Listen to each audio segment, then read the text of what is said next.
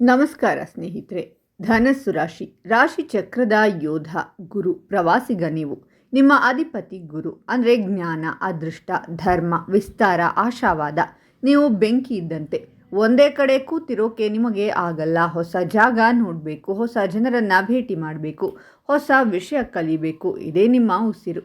ನೀವು ತುಂಬ ನೇರವಾಗಿ ಮಾತಾಡ್ತೀರಾ. ಸುಳ್ಳು ಮುಖವಾಡ ನಿಮಗೆ ಇಷ್ಟ ಆಗಲ್ಲ.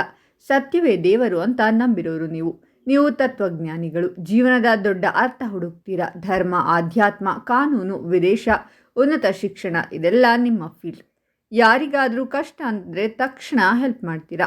ನಿಮ್ಮ ಫ್ರೆಂಡ್ ಸರ್ಕಲ್ ತುಂಬ ದೊಡ್ಡದು. ನೀವು ಆಶಾವಾದಿಗಳು. ಎಷ್ಟೇ ಕಷ್ಟ ಬಂದರೂ ಎಲ್ಲ ಸರಿ ಹೋಗುತ್ತೆ ಅಂತ ನಗ್ತಾ ಇರ್ತೀರಾ.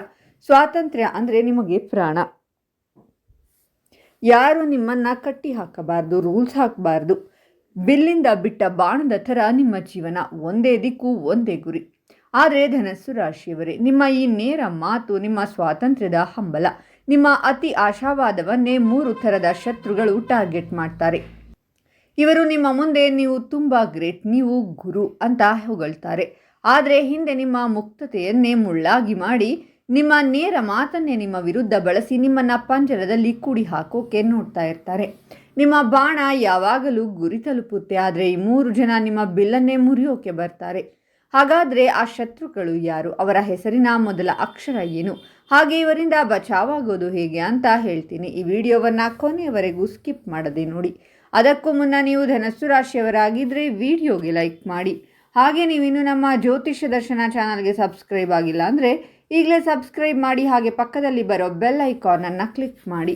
ನಿಮ್ಮ ಸಮಸ್ಯೆಗಳಾದಂತಹ ಸತಿಪತಿ ಕಲಹ, ಪ್ರೀತಿಯಲ್ಲಿ ಮೋಸ, ಭೂಮಿ ವಿಚಾರ, ಕೋರ್ಟ್ ಕೇಸ್, ವ್ಯಾಪಾರ, ಹಣಕಾಸಿನ ತೊಂದರೆ, ಸಾಲಬಾಧೆ, ಸ್ತ್ರೀಯರು, ಗುಪ್ತ ಸಮಸ್ಯೆ, ಹೀಗೆ ಹಲವಾರು ಸಮಸ್ಯೆಗಳಿಗೆ ಶಾಶ್ವತ ಪರಿಹಾರ ಮಾಡಿಕೊಡುತ್ತಾರೆ. ಡಿಸ್ಪ್ಲೇ ಮೇಲೆ ಕಾಣುವ ಗುರುಜಿ ನಂಬರ್ಗೆ ಒಮ್ಮೆ ಕರೆ ಮಾಡಿ. ಮೊದಲನೇ ಶತ್ರು, ಸುಳ್ಳು ಹೊಗಳಿಕೆಯ ಸ್ನೇಕ್. ಧನಸ್ಸು ರಾಶಿಯವರಿಗೆ ಹೊಗಳಿಕೆ ಇಷ್ಟ. ನೇರವಾಗಿ ಮಾತನಾಡೋರನ್ನ ನಂಬ್ತೀರಾ. ಇದನ್ನೇ ಇವನು ಬಳಸ್ಕೋತಾನೆ. ಉದಾಹರಣೆ 1, ಬಿಸ್ನೆಸ್ ಅಥವಾ ಪಾರ್ಟ್ನರ್ಶಿಪ್ನಲ್ಲಿ ನೀವು ಹೊಸ ಬಿಸ್ನೆಸ್ ಐಡಿಯಾ ಮಾಡಿರ್ತೀರಾ. ಈ ಶತ್ರು ಬಂದು, ಸರ್ ನಿಮ್ಮ ಥರ ವಿಷನ್ ಇರೋರು ಯಾರೂ ಇಲ್ಲ, ನೀವು ಹೇಳಿದ್ದೇ ವೇದವಾಕ್ಯ, ನಾನು ನಿಮ್ಮ ಜೊತೆ ಪಾರ್ಟ್ನರ್ ಆಗ್ತೀನಿ, ದುಡ್ಡು ನಾನು ಹಾಕ್ತೀನಿ, ನೀವು ಐಡಿಯಾ ಕೊಡಿ ಅಂತಾನೆ. ನೀವು ಖುಷಿಯಾಗಿ ನನ್ನನ್ನು ಅರ್ಥ ಮಾಡಿಕೊಳ್ಳೋಕೆ ಒಬ್ಬ ಸಿಕ್ಕಿದ ಅಂತ ಎಲ್ಲ plan, client details, secret formula ಹೇಳಿಬಿಡ್ತೀರಾ. ಅಗ್ರಿಮೆಂಟ್ ಕೂಡ ಸರಿಯಾಗಿ ಮಾಡಿಸಿಕೊಳ್ಳಲ್ಲ. 6 ತಿಂಗಳಾದ ಮೇಲೆ ಏನಾಗುತ್ತೆ? ಅವನು ನಿಮ್ಮ ಐಡಿಯಾ ಕದ್ದು ನಿಮ್ಮ ಕ್ಲೈಂಟ್ ಹೊತ್ತೊಯ್ದು ಬೇರೆ ಕಂಪನಿ ಶುರು ಮಾಡ್ತಾನೆ. ನೀವು ಕೇಳಿದರೆ ಬಿಸ್ನೆಸ್ನಲ್ಲಿ ಎಲ್ಲ ನಡೀತಿದೆ ಬಾಸ್, ನೀವು ತುಂಬ ಮುಗ್ಧ ಅಂತ ನಗ್ತಾನೆ. ನಿಮ್ಮ ಮುಗ್ಧತೆಯೇ ನಿಮಗೆ ಮೋಸ ಮಾಡುತ್ತೆ. ಉದಾಹರಣೆ 2, ಸ್ನೇಹ ಅಥವಾ ಸಂಬಂಧದಲ್ಲಿ ನಿಮ್ಮ ಫ್ರೆಂಡ್, ನೀನು ತುಂಬ ಓಪನ್ ಮೈಂಡೆಡ್, ನಿನ್ನ ಹತ್ರ ಮಾತಾಡಿದರೆ ಸಮಾಧಾನ ಆಗುತ್ತೆ, ನೀನು ನನ್ನ ಬೆಸ್ಟ್ ಫ್ರೆಂಡ್ ಅಂತ ದಿನಾ ನಿಮ್ಮ ಹತ್ರತನ ಎಲ್ಲ ಪ್ರಾಬ್ಲಮ್ ಹೇಳ್ಕೊತಾನೆ. ನೀವು ಕೂಡ ಇವನು ನನ್ನನ್ನು ನಂಬಿದ್ದಾನೆ ಅಂತ ನಿಮ್ಮ ಪರ್ಸ್ನಲ್ ಲೈಫ್, ಫ್ಯಾಮಿಲಿ ಸಮಸ್ಯೆ, ಫೈನಾನ್ಷಿಯಲ್ ವಿಷಯ ಎಲ್ಲ ಶೇರ್ ಮಾಡಿಬಿಡ್ತೀರ. ಒಂದು ದಿನ ಅವನಿಗೆ ನಿಮ್ಮಿಂದ ಕೆಲಸ ಆಗಲಿಲ್ಲ ಅಂತ ಅಂದರೆ ನಿಮ್ಮ ಎಲ್ಲ ವೀಕ್ನೆಸ್ನೇ ಬೇರೆಯವರ ಹತ್ರ ಹೇಳಿ ನಿಮ್ಮನ್ನು ಕಾಮಿಡಿ ಪೀಸ್ ಮಾಡ್ತಾನೆ. ಅವನು ಹೊರಗೆ ಗುರು, ಮನೆಯಲ್ಲಿ ಝೀರೋ ಅಂತ ನಿಮ್ಮ ಗೌರವ ಹಾಳು ಮಾಡ್ತಾನೆ. ನೀವು ನೇರವಾಗಿ ನಂಬಿದ್ದಕ್ಕೆ ಶಿಕ್ಷೆ ಸಿಗುತ್ತೆ. ಗುರುತು ಹಿಡಿಯೋದು ಹೇಗೆ? 1, ಯಾವಾಗಲೂ ನಿಮ್ಮನ್ನು ಆಕಾಶಕ್ಕೆ ಎತ್ತಿ ಆಡ್ತಾರೆ, ಆದರೆ ಟೀಕೆ ಮಾಡಲ್ಲ. 2, ನಿಮ್ಮ ಬಗ್ಗೆ ಎಲ್ಲ ತಿಳ್ಕೊತಾರೆ, ಅವರ ಬಗ್ಗೆ ಏನೂ ಹೇಳಲ್ಲ. 3, ನಿಮ್ಮಿಂದ ಒಂದು ಕೆಲಸ ಆಗೋವರೆಗೂ ಮಾತ್ರ ಹತ್ತಿರ ಇರ್ತಾರೆ. ಈ ಶತ್ರುವಿನ ಮೊದಲ ಅಕ್ಷರ ಏನು ಅಂದರೆ ಎಸ್ ಮತ್ತು ಹೆಚ್ನಿಂದ ಶುರುವಾಗುತ್ತೆ. 2ನೇ ಶತ್ರು, ಪಂಜರದ ಪಂಡಿತ. ಧನಸ್ಸು ರಾಶಿಗೆ ಸ್ವಾತಂತ್ರ್ಯ ಬೇಕು, ಕಟ್ಟುಪಾಡಾಗಲ್ಲ. ಇದನ್ನೇ ಇವನು ಕಂಟ್ರೋಲ್ ಮಾಡ್ತಾನೆ. ಉದಾಹರಣೆ 1, ಮದುವೆ ಅಥವಾ ಪ್ರೀತಿಯಲ್ಲಿ ಶುರುವಲ್ಲಿ ನಿಮ್ಮ ಪಾರ್ಟ್ನರ್, ನೀನು ಫ್ರೀ ಬರ್ಡ್, ನಾನು ನಿನ್ನ ರೆಕ್ಕೆ ಕತ್ತರಿಸಲ್ಲ, ನೀನು ಟ್ರಾವೆಲ್ ಮಾಡು, ಫ್ರೆಂಡ್ಸ್ ಜೊತೆ ಟೈಮ್ ಸ್ಪೆಂಡ್ ಮಾಡು ಅಂತಾನೆ. ನೀವು ಮದುವೆ ಆಗ್ತೀರಾ ಅಥವಾ ಕಮಿಟ್ ಆಗ್ತೀರಾ. 6 ತಿಂಗಳಾದ ಮೇಲೆ ಆಟ ಶುರು. ಯಾಕೆ ಪ್ರತಿ ವೀಕೆಂಡ್ ಫ್ರೆಂಡ್ಸ್ ಜೊತೆ ಹೋಗ್ತೀಯಾ? ಯಾಕೆ ಆ ಹುಡುಗ ಅಥವಾ ಹುಡುಗನ ಜೊತೆ ಮಾತಾಡ್ತೀಯಾ? ಮನೆಯಲ್ಲಿ ಇರೋಕ್ಕೆ ಆಗಲ್ವಾ ಅಂತ ನಿಧಾನವಾಗಿ ನಿಮ್ಮ ರೆಕ್ಕೆ ಕತ್ತರಿಸೋಕೆ ಶುರು ಮಾಡ್ತಾನೆ. ನೀವು ನನ್ನ ಸ್ವಾತಂತ್ರ್ಯ ಅಂದರೆ ಮದುವೆ ಆದ ಮೇಲೆ ಜವಾಬ್ದಾರಿ ಇರಬೇಕು, ನೀನು ಬದಲಾಗಬೇಕು ಅಂತ ಎಮೋಷನಲ್ ಬ್ಲ್ಯಾಕ್ಮೇಲ್. ಕೊನೆಗೆ ನೀವು ಉಸಿರಾಡೋಕ್ಕೂ ಪರ್ಮಿಷನ್ ತಗೋಬೇಕಾದ ಸ್ಥಿತಿಗೆ ಬರ್ತೀರಾ. ನಿಮ್ಮ ಬಾಣವನ್ನೇ ಗೂಡಲ್ಲಿ ಕೂಡಿ ಹಾಕ್ತಾರೆ. ಉದಾಹರಣೆ 2, ಕೆಲಸ ಅಥವಾ ಕೆರಿಯರ್ನಲ್ಲಿ ನಿಮ್ಮ ಬಾಸ್ ಅಥವಾ ಕಂಪನಿ, ನಾವು ನಿಮಗೆ ಫುಲ್ ಫ್ರೀಡಮ್ ಕೊಡ್ತೀವಿ, ನೀವು ನೀವು ಕ್ರಿಯೇಟಿವ್ ಆಗಿ ಕೆಲಸ ಮಾಡಿ. ಟಾರ್ಗೆಟ್ ಇಲ್ಲ, ಟೈಮ್ ಇಲ್ಲ ಅಂತ ಹೇಳಿ ನಿಮ್ಮನ್ನು ಕೆಲಸಕ್ಕೆ ಸೇರಿಸ್ಕೋತಾರೆ. ನೀವು ಜಾಯ್ನ್ ಆಗಿ 3 ತಿಂಗಳು ಎಲ್ಲ ಐಡಿಯಾ ಕೊಡ್ತೀರಾ, ಕಂಪನಿ ಬೆಳೆಸ್ತೀರಾ. ಆಮೇಲೆ ಏನಾಗುತ್ತೆ? ಇನ್ಮೇಲೆ 9 to 9 ಆಫೀಸ್ಗೆ ಬರಬೇಕು, ಪ್ರತಿ ಗಂಟೆಗೆ ರಿಪೋರ್ಟ್ ಕೊಡಬೇಕು, ನನ್ನ ಪರ್ಮಿಷನ್ ಇಲ್ಲದೆ ಒಂದು ಮೇಲ್ ಕೂಡ ಕಳಿಸಬಾರದು ಅಂತ 100 ರೂಲ್ಸ್ ಹಾಕ್ತಾರೆ. ನೀವು ಪ್ರಶ್ನೆ ಮಾಡಿದರೆ ಕಂಪನಿ ಪಾಲಿಸಿ, ನೀನು ಅಡ್ಜಸ್ಟ್ ಆಗಬೇಕು ಅಂತಾರೆ. ನಿಮ್ಮ ಕ್ರಿಯೇಟಿವಿಟಿಯನ್ನೇ ಕೊಂದು ನಿಮ್ಮನ್ನು ರೋಬೋಟ್ ಥರ ಮಾಡ್ತಾರೆ. ನೀವು ಸ್ವಾತಂತ್ರ್ಯ ಅಂತ ಬಂದ ಜಾಗದಲ್ಲೇ ಗುಲಾಮ ಆಗ್ತೀರಾ. ಇವರನ್ನು ಗುರುತು ಹಿಡಿಯೋದು ಹೇಗೆ? 1. ಶುರುವಿನಲ್ಲಿ ನೀನು ಫ್ರೀ, ನೀನು ಮಾಡು ಅಂತಾರೆ. ಆಮೇಲೆ ನಿಧಾನವಾಗಿ ಕಂಡೀಷನ್ ಹಾಕ್ತಾರೆ. 2. ನಿನ್ನ ಒಳ್ಳೆಯದಕ್ಕೆ ಅಂತ ನಿಮ್ಮ ಪ್ರತಿ ಹೆಜ್ಜೆಯನ್ನು ಪ್ರಶ್ನೆ ಮಾಡ್ತಾರೆ.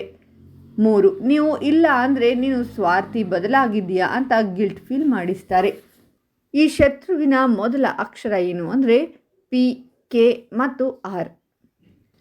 3ನೇ ಶತ್ರು ಆಶಾವಾದಿ. ಧನಸ್ಸು ರಾಶಿಯವರು ಎಲ್ಲ ಒಳ್ಳೆಯದಾಗುತ್ತೆ ಅಂತ ನಂಬ್ತೀರಾ. ನಿಮ್ಮ ಈ ಪಾಸಿಟಿವಿಟಿಯನ್ನೇ ಇವನು ನಿಮಗೆ ಮೋಸ ಮಾಡೋಕೆ ಬಳಸ್ಕೋತಾನೆ. ಉದಾಹರಣೆ 1. ಹಣಕಾಸಿನ ವಿಷಯದಲ್ಲಿ ನಿಮ್ಮ ಫ್ರೆಂಡ್ ಅಥವಾ ಬ್ರೋಕರ್ ಬಾಸ್ ಈ ಸ್ಕೀಮ್ನಲ್ಲಿ ದುಡ್ಡು ಹಾಕಿ 6 ತಿಂಗಳಲ್ಲಿ ಡಬಲ್ ಆಗುತ್ತೆ, ರಿಸ್ಕ್ ಇಲ್ಲ, ನಾನು ಗ್ಯಾರಂಟಿ, ನೀವು ಲಕ್ಕಿ, ಗುರುವಿನ ಕೃಪೆ ಇದೆ ನಿಮಗೆ ಅಂತಾನೆ. ನೀವು ಆಶಾವಾದಿಗಳು. ಹೌದು, ನನ್ನ ಜಾತಕದಲ್ಲಿ ಗುರುಬಲ ಇದೆ, ಎಲ್ಲ ಒಳ್ಳೆಯದಾಗುತ್ತೆ ಅಂತ ಯೋಚನೆ ಮಾಡದೆ, ಡಾಕ್ಯುಮೆಂಟ್ ನೋಡದೆ ಲಕ್ಷಗಟ್ಟಲೆ ದುಡ್ಡು ಹಾಕ್ತೀರಾ. 6 ತಿಂಗಳಾದ ಮೇಲೆ ಕಂಪನಿ ಎಸ್ಕೇಪ್. ನಿಮ್ಮ ಫ್ರೆಂಡ್ ಅಯ್ಯೋ ನನಗೂ ಮೋಸ ಆಗಿದೆ ಬಾಸ್, ನಾನೇನು ಮಾಡಲಿ ಅಂತ ಕೈ ಎತ್ತಿ ಬಿಡ್ತಾನೆ. ನೀವು ಪಾಸಿಟಿವ್ ಆಗಿರಬೇಕು ಅಂತ ನಿಮ್ಮ ಕಣ್ಣಿಗೆ ನೀವೇ ಮಣ್ಣು ಎರಚಿಕೊಂಡು ದುಡ್ಡು ಕಳ್ಕೊತೀರಾ. ಉದಾಹರಣೆ 2.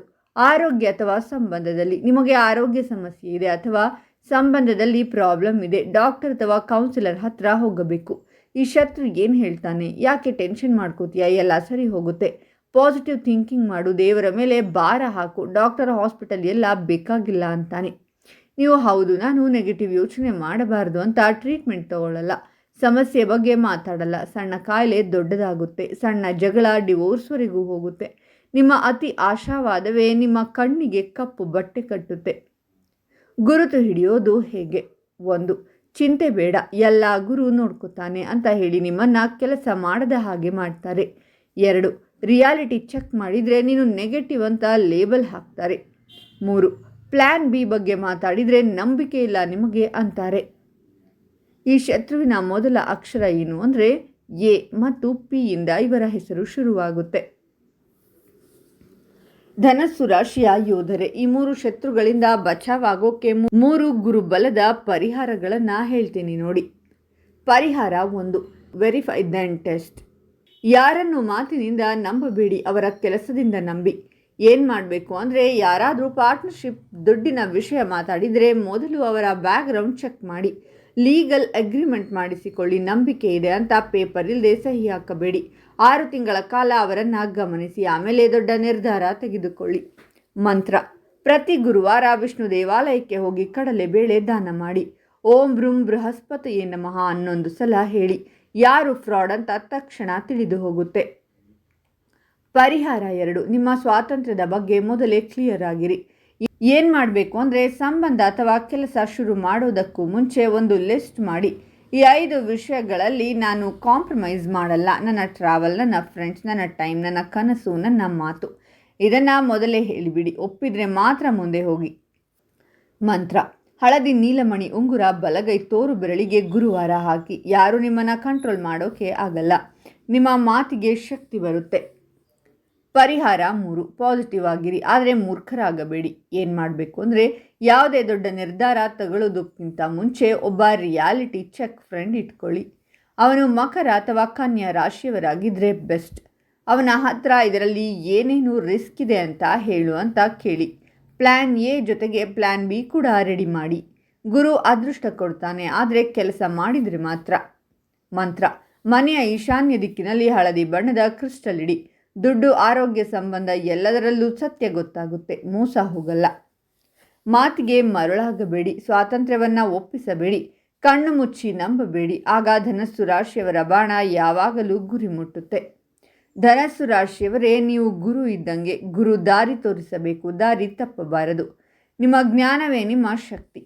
ಈ ವಿಡಿಯೋ ಇಷ್ಟ ಆಯಿತಾ? ಓಂ ಗುರುವೇ ನಮಃ ಅಂತ ಕಾಮೆಂಟ್ ಮಾಡಿ. ಧನಸ್ಸು ರಾಶಿಯವರ ಇನ್ನೂ ಹೆಚ್ಚಿನ ವಿಡಿಯೋಗಳಿಗಾಗಿ ನಮ್ಮ ಚಾನಲನ್ನು ಸಬ್ಸ್ಕ್ರೈಬ್ ಮಾಡಿ.